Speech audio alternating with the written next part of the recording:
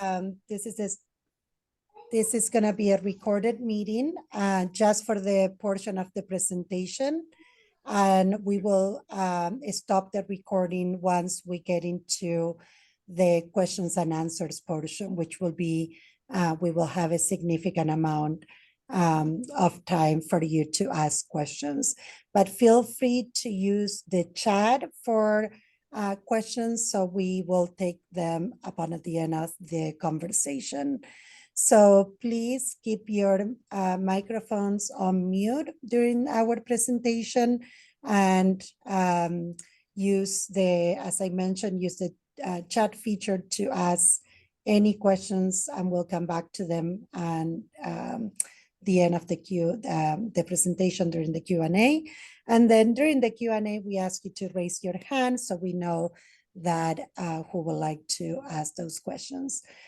For this meeting, we have live Spanish interpretation services provided at one point.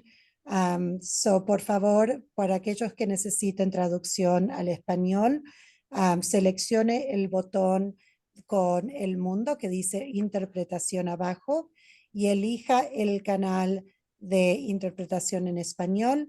Así pueden recibir la interpretación en español directa. So with that, and please let us know if you have any technical issues on the chat. Let us know that we can address those immediately. So with that, I'll pass it to our main consultant, GCAP, so they can start kicking us off here today. Ed? And I'm going to open up the interpretation room to for anyone that needs it. Thank you. Okay, well, thank you, Belen, and welcome everybody. Thank you for taking time this evening for our presentation. My name is Ed Salcedo. I'm the project manager for this study, and I'm excited to share with you some of the information that we've gained through this study to date. So today we're going to just have a quick welcome of some of the study principals and individuals that have been involved with the study. We'll do a quick introduction. We're going to go over a little bit about the county's commitment to equity and inclusion, and especially as it relates to inclusive procurement. And then we'll go over some of the study business categories that we have defined.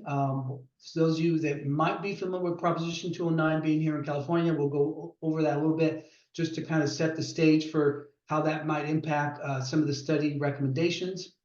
And then we'll share some findings and some recommendations with you. And then at that point, we are really hopeful to get some of your questions and comments based on what you hear today. So let's go ahead and move on to the next slide, please. So just a quick introduction here of who we have in the room or in the various rooms. You heard from Belen Sierra. She is the Equity and Belonging Manager and the county's lead person for this study. Also with us is Shireen Malikafsali. She is the Chief Equity Officer. Again, I am Ed Salcedo. I am the project manager, but also the president of GCAP Services. And I have several of my staff on this presentation today. And with me also today is Iris McClish, the managing director for BBC Research and Consulting. We have Jerry Mathis, one of the program specialists for the Renaissance Entrepreneurship Center, a local nonprofit here in San Mateo County. And our Spanish interpreters, Kenny Acobos and Kimberly Larios from On Point. So let's go ahead and move forward to the next slide, please. So I want to really quickly share the purpose of today's meeting, because it's important to kind of understand where we're at today. And what we're trying to do today is really share an update of the county supply diversity study, what we've learned to date. We are going to share some preliminary results with you, which these results may help us with our future procurement practices and policies that will really be more inclusive in terms of the county's contracting opportunities. And then an important part of today's meeting really is to hear from you, get some feedback from you as to our progress, maybe our methodology of how we've done the study, and specifically if you hear some findings or some recommendations that you would like to provide comment or questions about, we certainly want to hear that as well. So let's go ahead and move to the next slide and talk a little bit about why we did the study. What are the objectives of the study? And really there are three main objectives, but there's a lot more to it than just these three objectives. We really are trying to understand what makes up the county's procurement practices in terms of who are their vendors, right? And then in addition to that, really understanding the availability of local, small, micro, and diverse businesses, which we're going to define here in a few slides. And how can we understand that to make it a better procurement place for those types of businesses, right? The county generates millions and millions of dollars, which we'll talk about here in a minute. But we want to figure out ways to really understand where we're at today in terms of what the county has procured and how they've procured it, and then what's available in the marketplace. And then based on that information, we also want to identify barriers, what has held back some of these types of businesses in terms of perhaps really understanding the county's procurement practices, systems, and so forth. And then, perhaps we could improve the outreach efforts, perhaps, looking at capacity building of certain underrepresented businesses. And then, obviously, we're gathering data. We're hopefully building a decentralized data set of existing vendors and available vendors in that marketplace, and then figure out how can we improve the overall data collection, the monitoring of local, small, micro, and diverse businesses. The county spends about $500 million or $500 million in goods and services that may have opportunities for these types of businesses. So it is something that's very important to the county to figure out how do we, procure and increase our procurements with more of these local, small, micro, and diverse businesses. Belen, I'm going to hand it over to you for the next slide. Wonderful. So I work within the Office of Racial and Social Justice in the County Executive Office, and we are tasked to bring an equity lens to all county operations. And what that means is that for this piece of the work, the Supplier Diversity Study is a tool that we are using to bring an equity lens to our procurement processes.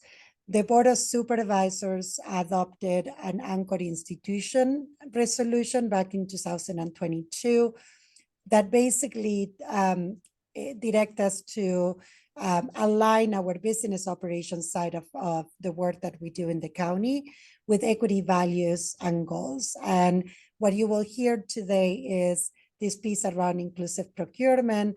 Like Ed said, is how do we bring an equity lens to the procurement processes. So with that, next slide, just to define what anchor institutions are. The county is one of the largest employers in San Mateo County. And like Ed said, we have a tremendous economic impact on our local economy, but we didn't have a baseline understanding of what that impact looked from the procurement side.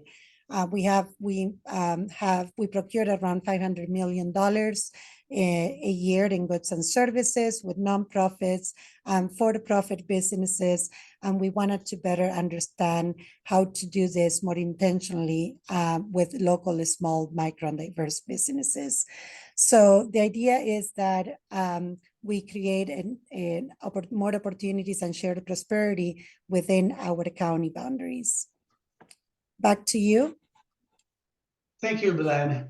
So as I mentioned in the objectives of this study is really to figure out how do we address some of these barriers that local, small, micro, and diverse businesses may have. I think it's important really to start kind of understanding what we mean by these types of businesses. So So to be clear here, we want to ensure everyone understands that when we say local business, we're talking about a business that is based in and has its principal office in San Mateo County.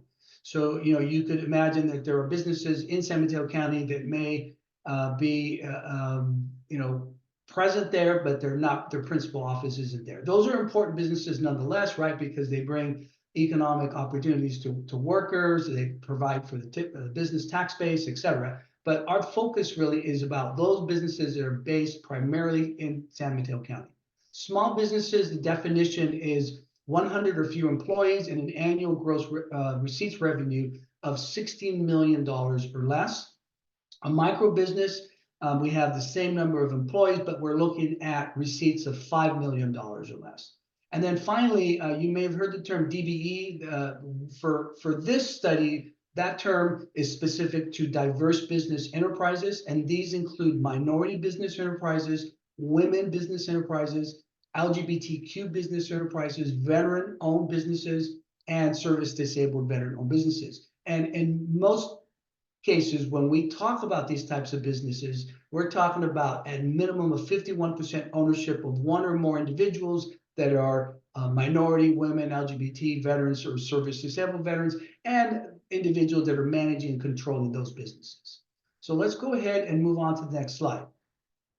So Belen mentioned that we look primarily at for-profit businesses, but we know that the county also does a significant amount of procurements through nonprofits. So we did include an analysis of nonprofits. We looked at some very large nonprofit contracts to understand how their provisions are set up, some of the potential opportunities that might be available within those types of procurements. We looked at the procurement documents. We looked at over 72 documents and identified where there might be opportunities to address not only the local, small, micro, and diverse businesses, but also where there might be opportunities for local nonprofits, right? We incorporated the input from our outreach, from feedback forms, from these in-depth interviews, which we'll share a little bit more about those in a few slides, and to really understand nonprofits. Although the quantitative analysis did not include nonprofits, we did include that as part of our availability analysis. And we looked at nonprofit organizations that are located in the market area to identify those for potential procurement opportunities going forward. Let's go ahead and look at the next slide. I want to just briefly talk about Proposition 209. As many of you know, it's been about 28 years now since this proposition passed, and it's been implemented into our California Constitution under Section 31, Article 1. And essentially what this does, and there's two things that it talks about it does, right? The state shall not discriminate against or grant preferential treatment. I want to focus really on preferential treatment. The discrimination part of it is already required under the Equal Protection Clause of the Constitution, so we don't need to get into that. But the preferential treatment is important for purposes of this study because, one of the things that we cannot do with state or local dollars is discriminate or have any type of preferential treatment as it relates to an individual group on the basis of race, sex, color, ethnicity, national origin. So generally, you hear the term race and gender, right? We're really talking about race, which we will include ethnicity, color, and national origin in that same definition, and then sex, really gender. So when it comes to public contracting, the county, unless it's using federal funds, unless we have a specific funding source that's federal, we are not allowed, the county is not allowed to have any kind of preference program on the basis of race and sex. And that's an important part of the analysis as we go through our study. Let's go ahead and move on to the next slide. I just want to quickly kind of reintroduce some of the people you already met. We have obviously the county, we have Belen Ciara and Shireen Malikefsali. I think I got that right. Shireen, forgive me if I didn't. Myself as the prime consultant and our team as the prime consultant. Our background is really in understanding supplier diversity and diverse types of supplier programs. We also have a significant experience working on and developing disparity studies like this one. We also have BBC Research, a national firm that is an expert in disparity study programs and analysis expert. We also have Davis Research, which performs surveys, and we have a significant number of surveys that were done, or actual surveys that were performed as part of this study. Rosales business partner with Mara Rosales out of San Francisco is our legal expert. She has significant experience in civil rights and Proposition 209 legal areas. And then lastly, our team from Renaissance Entrepreneur Center, REN, from San Mateo County, which has been involved significantly in assisting us with the public engagement component of the study. So let's go on to the next slide, and we'll talk a little bit about our approach.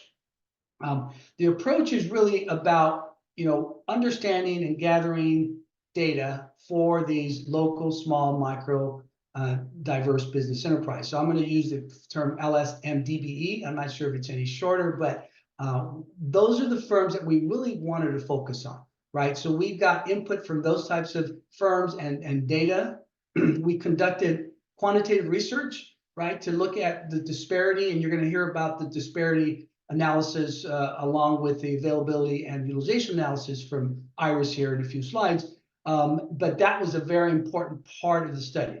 In addition to that, we looked at, as I mentioned, the county procurement documents and practices. We looked at many documents and looked at those for purposes of where are some of the barriers, where are some of the challenges that these LSMDBEs may face, and we identified some of those areas for improvement.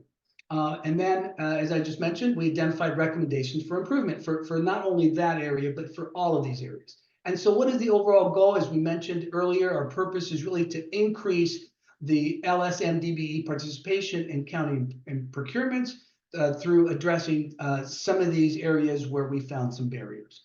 So let's go to the next slide, and I'm going to hand it over to Iris McClish. Iris. Thank you, Ed. Good evening, everybody. And I'd be remiss if I didn't say good evening to the other Iris on the line here today, whom I coincidentally met recently through Mara Rosales, who's also on the project team. I am a managing director with BBC Research and Consulting. As Ed mentioned, BBC has been conducting diversity and disparity studies for more than 30 years. So we were really pleased to join this team and to be responsible for the core quantitative analyses. I'm going to walk through each of these in turn, but just to give you a very high level of what we were responsible for, we really started our work by assessing the marketplace in terms of understanding where the county spends its money. So we sought to understand what we call the relevant geographic market area is, which means the market area in which the county spends the majority of its money based on where the vendors that it works with are located. Once we understood the relevant geographic market area, we then conducted what we call a utilization analysis, which is designed to measure the actual money or the volume of dollars that the county spent with local, small, micro, and diverse businesses over the 3-year study period. We then conducted what we call an availability analysis, which was designed to establish a benchmark to which we could compare utilization. The availability analysis estimated the potential availability of local, small, micro, and diverse businesses for actual county contracts and procurements. And then finally, our last task was to compare those two measures to understand what happened in terms of utilization compared to what market availability looks like, to determine whether there were any disparities in terms of the contract dollars that the county spent with a particular group and the contract dollars that those groups are available for. Next slide, please. So we started by collecting information about all of the contracts and procurements that the county awarded between April 1st, 2020 and March 31st, 1st, 2023, and that included both prime contracts as well as associated subcontracts. So in total, we collected information about $2 billion worth of county contracts and procurements. And we categorized each of those contracts and procurements into what we call in scope or out of scope dollars. So in scope contracts and procurements, which amounted to about $455 million or 21% of the total spend we started with. In scope procurements include or are what we call or consider contracts and procurements that are potential opportunities for for-profit businesses, including LSM DBEs. That includes construction, consulting services, and goods and services related contracts and procurements. And I'll show you how that breaks down in the next slide. Then there was a large amount of money, about $1.7 billion, that we consider out of scope for various reasons. A good amount of that money, as Ed alluded to, was spent with nonprofit organizations. A substantial amount was also spent with other government agencies. A lot of money during this period was for emergency purchases, such as COVID-related purchases, which we all hope to never have to procure again. So for these various reasons, we didn't consider this as part of the quantitative analyses because they don't represent opportunities for for-profit businesses. Next slide, please. So here's a look at how the total in-scope contract dollars that we considered breaks down in terms of industry. So about 45% or $207 million ended up in construction related services. Another 34% was in consulting services, and about 21% or $95 million was in goods and other services. Construction related services includes construction services related to building and street maintenance, HVAC, electrical work, things of that nature. Consulting services includes engineering, design, IT and data services, and other business consulting services. And then goods and other services includes things like cleaning and janitorial services, printing and copying, things of that nature. Next slide, please. Once we had categorized all of those contracts and procurements, our next step was to define the market area. Again, we wanted to understand where the county is spending the vast majority of dollars in terms of where businesses are located. And we call that the RGMA, or the relevant geographic market area. What the analysis showed is that the county spent, or 4 counties account for about 75% of the dollars that we included in the study. About 20% went to businesses that were located in San Mateo County, 21% to Santa Clara County, 18% to Alameda County, and 17% to San Francisco County. It's really important to note that that look of location is based on any location that a business might have. So in determining the market area, we looked at both headquarters of a business, of each business, as well as any affiliate office. For the reasons that Ed alluded to, that there's important economic benefits that businesses that might be located in San Mateo County, but not headquartered there, bring to the county in terms of employment and taxes and other fiscal and economic benefits. But as Ed mentioned, really the heart of the study and the objective was to look at what's going on with local businesses, those businesses that are headquartered in San Mateo County. And when you look at that, or when we looked at that, what we found is that the county spent about 10% of its contract and procurement dollars during that same 3-year study period with local businesses or businesses that were based in San Mateo County. Next slide, please. We then conducted the utilization analyses, which again was, the objective was to measure the utilization or the participation of local, small, micro, and diverse businesses in county contracts and procurements. Again, looking at that same $455 million that we considered in scope, What we found is that all local businesses of any size received about 10% or $47 million over that 3-year study period. The vast majority of that money, of that $47 million, was awarded to local small and micro businesses. Local small businesses received about $41 million, and local micro businesses received about $35 million over the study period. I do want to note, and this is true for all of the different business groups, that we considered businesses to be small, micro, diverse, either because they were certified as such through a agency throughout the region, or because they self-identified as such as part of the business surveys that we conducted throughout the market area. Next slide, please.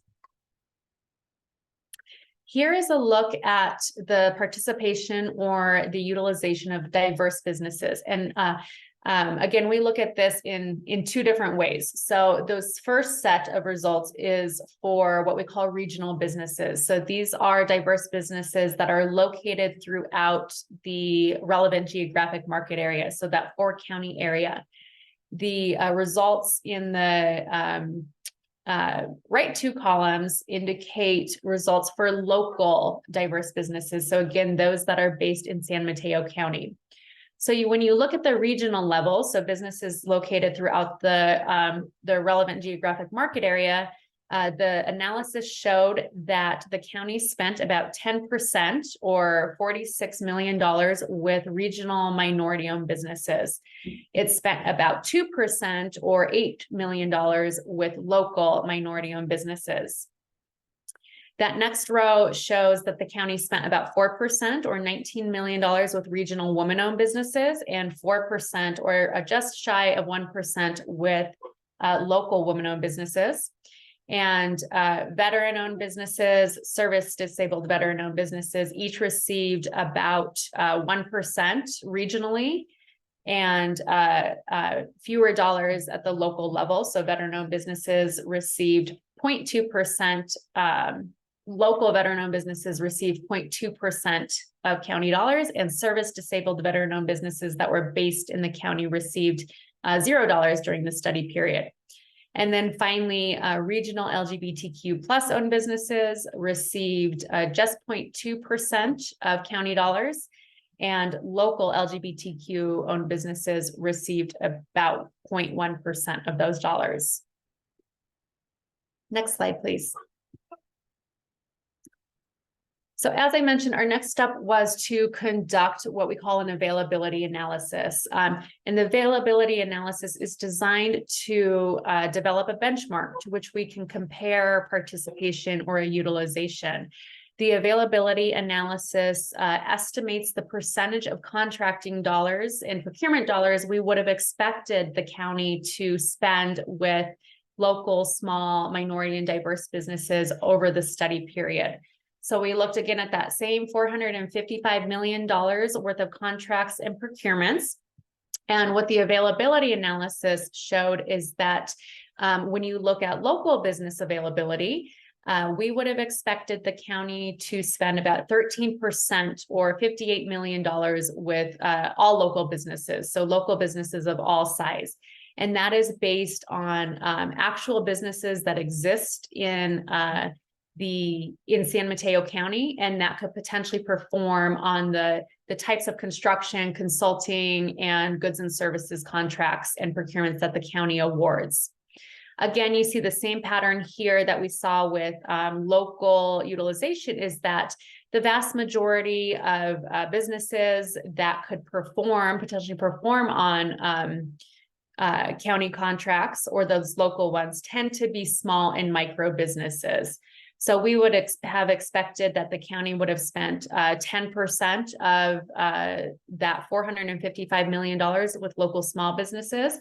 And then most of that we would have expected to go to local micro businesses during the study period. Next slide, please. I'm going to share the availability of diverse businesses with you next, but I want to talk through a few limitations and considerations. So we assessed the availability of diverse businesses throughout the region, not just those that are based in San Mateo County. And there are several factors or reasons why we did that.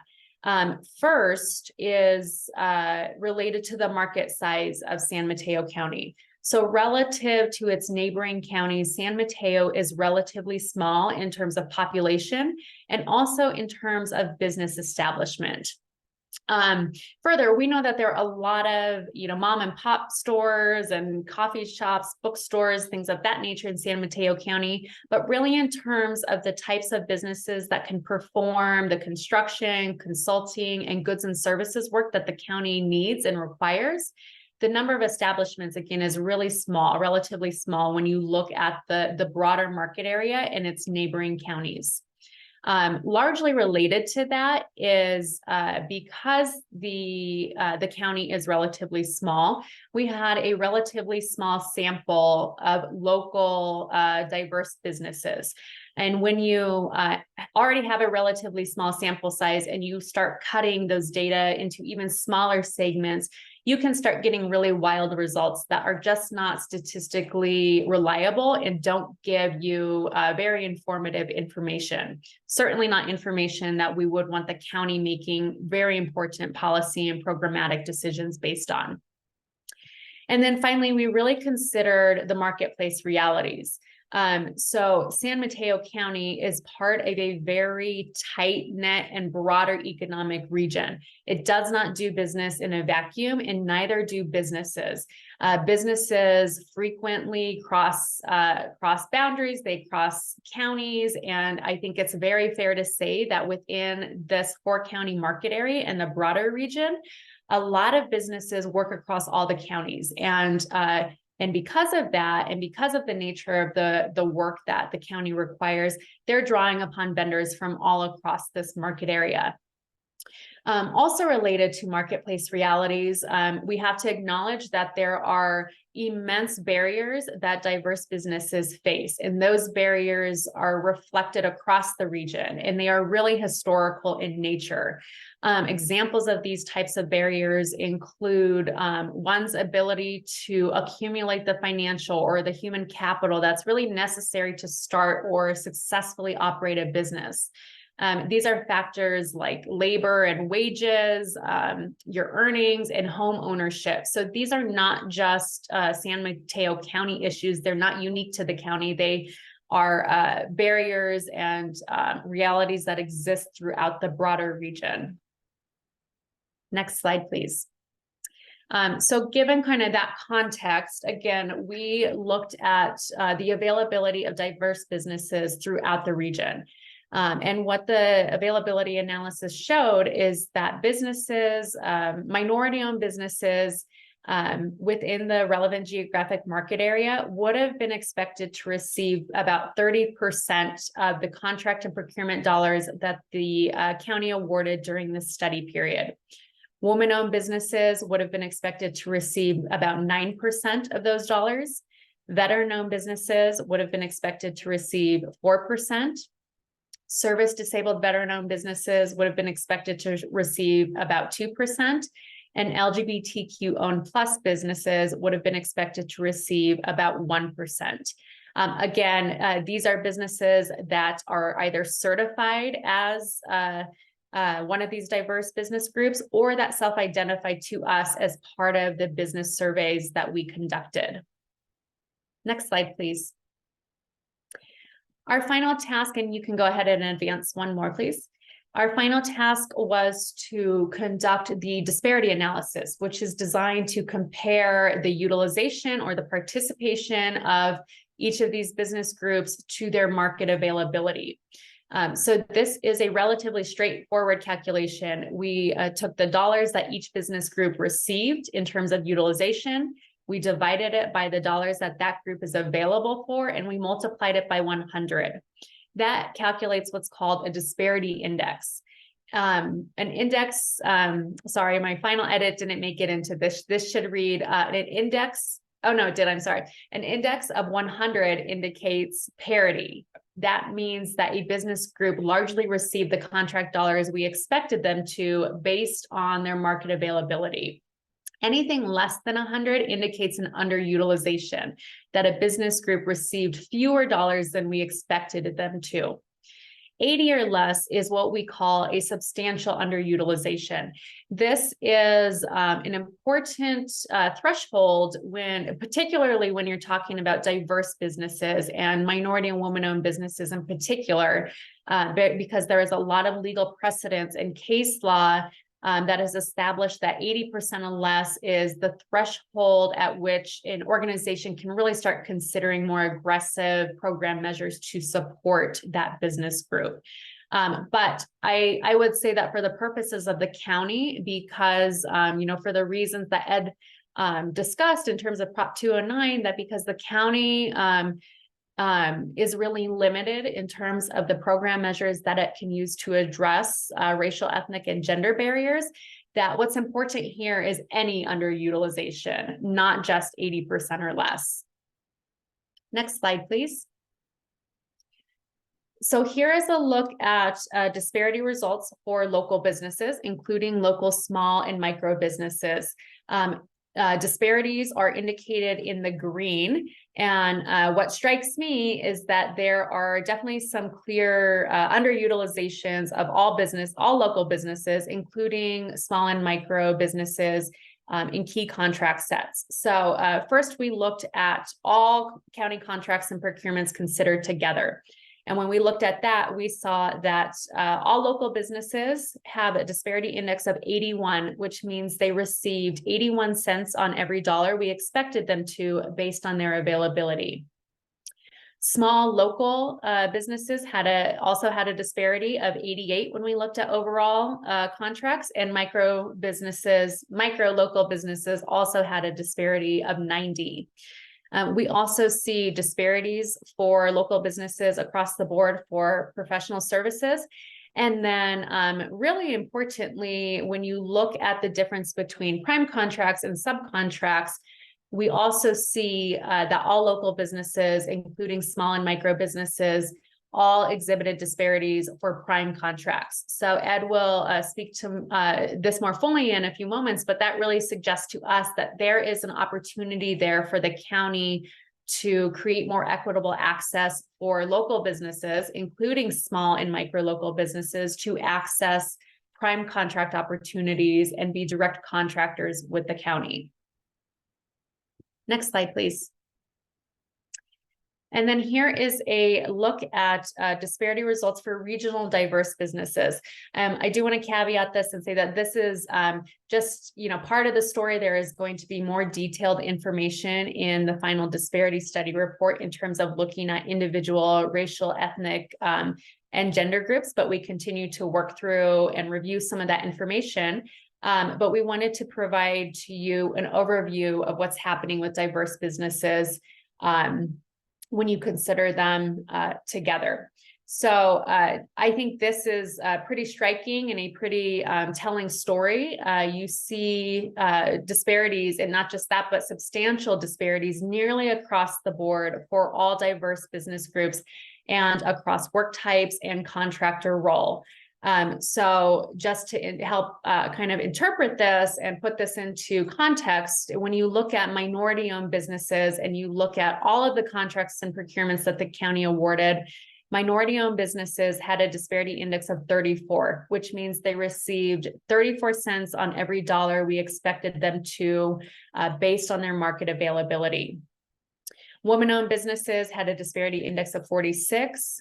Veteran-owned businesses and service-disabled veteran-owned businesses had a disparity index of 30. And LGBTQ plus owned businesses had a disparity index of 17, which again means they received 17 cents on every dollar we expected them to. You see disparity indices substantial disparities across the board for construction, nearly across the board for professional services, and across the board for goods and services. And then again, another great opportunity here is on the prime contracting. How can we see substantial disparities across the board for diverse businesses in terms of prime contracts? So it's really about breaking down barriers that exist to small businesses, micro businesses, many of which are diverse businesses, to help them to equitably compete for and access prime contracting opportunities. Next slide, and I'm going to turn it back to Ed. All right, Iris, thank you so much. That's some really telling data. So thank you for that. So next, I want to talk a little bit about the qualitative analysis. Iris talked about the data and the quantitative data. One of the things that was important for us is really to understand vendors and stakeholders. So as part of our vendor engagement, early on at the very start of the study, we held 4 separate initial public meetings to really share information about the study with stakeholders and primarily vendors, and also to gain input, to figure out, okay, is there a story you want to tell us about some of your challenges, some of the things that you're aware of with regards to your attempt or actual work with the county. And so that was very important for us early on. We also conducted telephone surveys. This was both for availability, as Iris had mentioned, looking at what's out in the marketplace in terms of available businesses based on the type of procurements that the county lets, and then the actual utilization of those actual dollars as well by conducting surveys for those vendors. In addition to that, we conducted over 30 in-depth interviews, which included, I think there were 5 nonprofit organizations that we also interviewed. And these were pretty in-depth interviews that we conducted. And then finally, we had 45 responses to our feedback online forms. Early on, we presented the opportunities for vendors to provide us feedback. And we received feedback not only at the time we conducted our initial public meetings, but we kept that opportunity open for several months to allow vendors to provide feedback. So let's look at the next slide. And based on that,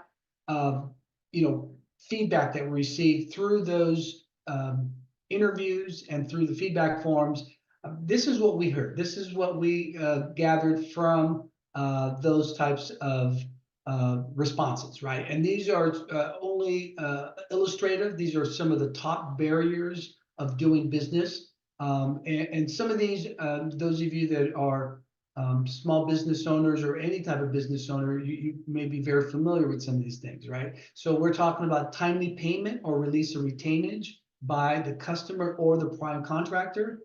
The whole bidding and contracting process they found as being a barrier. Learning about bidding opportunities, finding potential project partners, or even marketing their firm. And then finding and retaining and training personnel.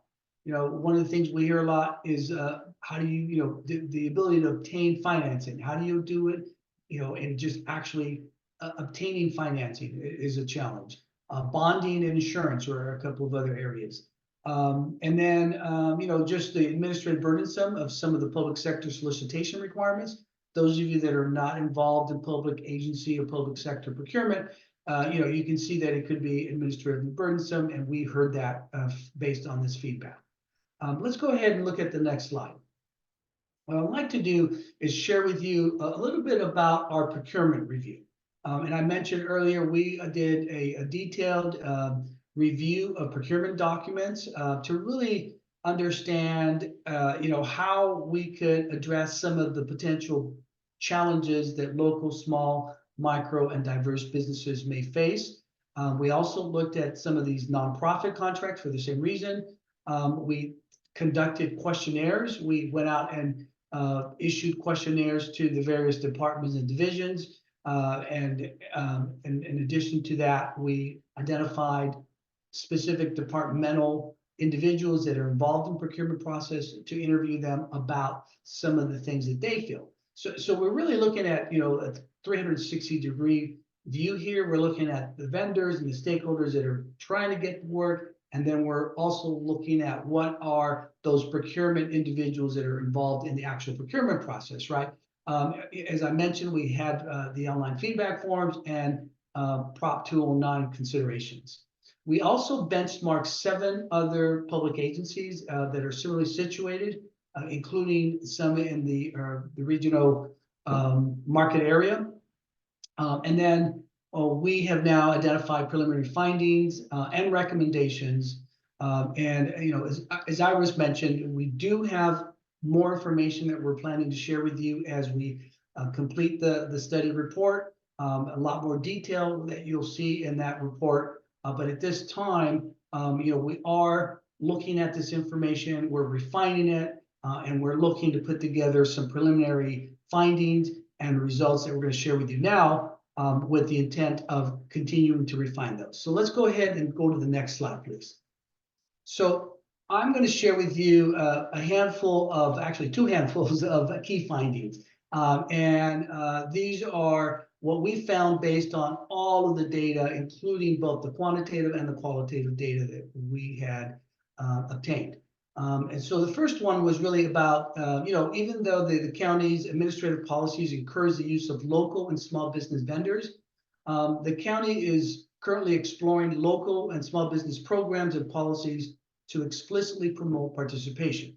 And as you heard Iris say, based on data, one of the key areas there is the prime contracting opportunities and figure out ways to make that prime contracting process more inclusive for the local, small, micro, and diverse businesses. Another finding was the collection and reporting of subcontractor data. We found this to be limited to a few departments, and we found that improvements are needed to actively track and maintain that data. The county has, shortly after we started the study, had looked at implementing and is implementing and almost, I think it might be even completed the implementation of a new procurement management system called OpenGov. Some of you may be familiar with it. It's a very commonly used procurement system that allows for the collection of certain demographic data by vendors. And so it's a great push forward, but there are still improvements to be made to better collect, track, again, the local, small, micro, diverse businesses. Local, small, micro, diverse businesses typically have limited resources. You heard Iris talk to that.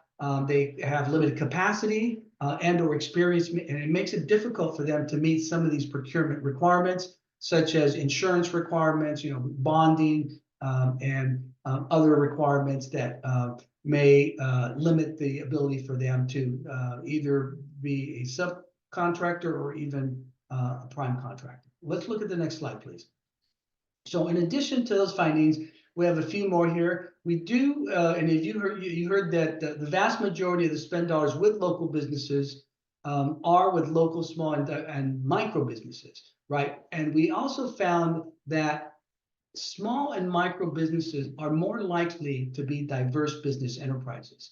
And as you heard, based on the information that Iris shared, that is where we found significant disparities, right? Local, small, and micro businesses are underutilized in county prime contracts. And again, this is something that is very clear based on the data. All diverse business groups are underutilized in key contract sets, including prime contracts. And then within that, 4-county relative geographic market area, we found that San Mateo County is the smallest in terms of population, the numbers of self-employed individuals, or businesses, and business availability, right? So, and this has, as again, Iris mentioned, this has an impact on the ability to focus on just a specific, county business. We know that there are at least 4 other counties that make up a significant portion of the county's procurement dollars. And then lastly, the relative geographic market area is an integrated market area. And I think that's what I was trying to explain here a minute ago, with small and micro businesses facing similar challenges and barriers in public sector procurements. And this is not atypical. This is a very common phenomenon we see with these smaller, especially diverse businesses. Let's go ahead and move on to the next slide. And I'd like to talk about some preliminary recommendations. So the first one is really that we are recommending to develop and implement an inclusive supplier diversity program that will support outreach to and capacity building for local, small, and micro business enterprises. And, we talked a little bit about Prop 209. We know that there are opportunities to include diverse businesses in that outreach, and in addition to that, to ensure that they are involved in the capacity building process, regardless of Prop 209. We know there are opportunities for some good policies and programs to take place. We also are recommending to consider the adoption of inclusive procurement policies. We developed the inclusive and relational outreach programs and strategies for local, small, and diverse businesses. And these many times go hand in hand. And then we also are recommending to establish and improve data collection. This is very important because without that data collection, without the monitoring of local, small, micro, and diverse businesses, it's difficult for the county to know whether or not they're making an improvement. It's really sometimes difficult to even understand where they're at and what they're, whether or not some of these programs that they may implement have any impact on the actual, enhancement of procurement opportunities for these local, small, micro, and diverse businesses. So let's go ahead and move on to the next slide. A couple more here, we're looking at is exploring opportunities to reduce barriers in solicitation and contract requirements where possible and permitted by law. So we think there are some opportunities there for the county. We also are recommending to incorporate inclusive procurement practices to create equitable areas to contracting opportunities, including prime contracts, update supporting resources and increase training opportunities for internal staff on inclusive procurement practices. And this is important to really understand internally how, procurement individuals or individuals involved in procurement can support those types of resources and look at inclusive procurement practices. And then coordinate regionally. This is important because of what you heard based on the data. Is really, this has to be a regional effort, and many times working with other public agencies, anchor institutions to really maximize the participation of small micro businesses in the public procurement opportunities. All right, let's move on to the next slide, please. So what do we talk about next steps? Now you've heard Irish, she mentioned that we have more data that we're vetting. We have a lot of work that we're still working on and putting the report together. We wanted to pause and share our current findings and our current status of where we're at. We are planning to issue a draft report within the next 4 to 6 weeks. We are then going to the Board of Supervisors to present those findings and final reports. And then finally, we'll have a final report. There will be opportunities for the public to come back again. We are going to be planning to provide other opportunities once that report has been finalized for your continued feedback and input. Let's go to the next slide, please. So we do want to hear from you. We hope that we have some questions in the chat. If you are not really ready for a question, we understand. We are hopeful that you will come back to us and provide your comments. Good comments are welcome too, but